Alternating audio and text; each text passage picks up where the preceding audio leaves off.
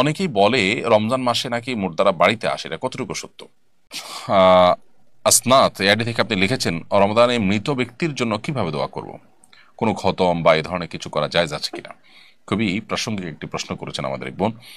রমজানে মৃত ব্যক্তির জন্য আমরা দোয়া করতে চাই, বিশেষ করে রমজান উপলক্ষে আমাদের মৃত মা বাবা তাদের পক্ষ থেকে, আমাদের প্রিয়জনদের পক্ষ থেকে কিছু করার তাগাদা আমরা অনুভব করি। এক্ষেত্রে আহ, দোয়ার ক্ষেত্রে যেটি হবে যে আমরা নিজেরা আল্লাহর কাছে তাদের হয়ে তাদের জন্য মাগফিরাত কামনা করব, দুহাত তুলে দোয়া করব, চোখের পানি ফেলবো, অন্যদেরকে দিয়ে দোয়া করাবো বা অন্যদের কাছে দোয়া চাইবো তাদের জন্য, এটি হতে পারে। দ্বিতীয়ত, তাদের তরফ থেকে আমরা দান সাদাকা করব।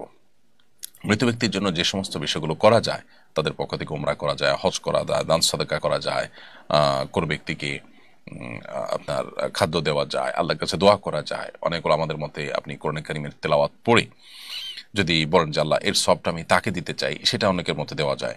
এই যে ব্যাপারগুলো যেগুলো মৃত ব্যক্তির তরফ থেকে করা যায় সেগুলো আপনি করবেন। এর বাইরে আহ, খতম করার একটা প্রচলন আমাদের সমাজে আছে যে রমজান উপলক্ষে আমাদের মৃত ব্যক্তির তরফ থেকে খতম করায়। আসলে লোকজন ভাড়া এনে টাকা পয়সা দিয়ে খতম করালে সব তো হবেই না, বরং গুনাহ হবে। কারণ খতম কোরআন কারীম তেলাওয়াত পড়ে শেষ করা বা তেলাওয়াত করা এটা একটা ইবাদত, এটার বিনিময়ে দেওয়া এবং নেওয়া জায়েজ নাই, বিধায় এটা চলবে না। হ্যাঁ, আপনারা পরিবারের সদস্যরা কেউ কোনো অংশ তেলাওয়াত করলেন, করে এটার সব যেন আল্লাহ তাকে দেন সেই হিসাবে আপনি নিয়ত করলেন, বাস এটা হতে পারে।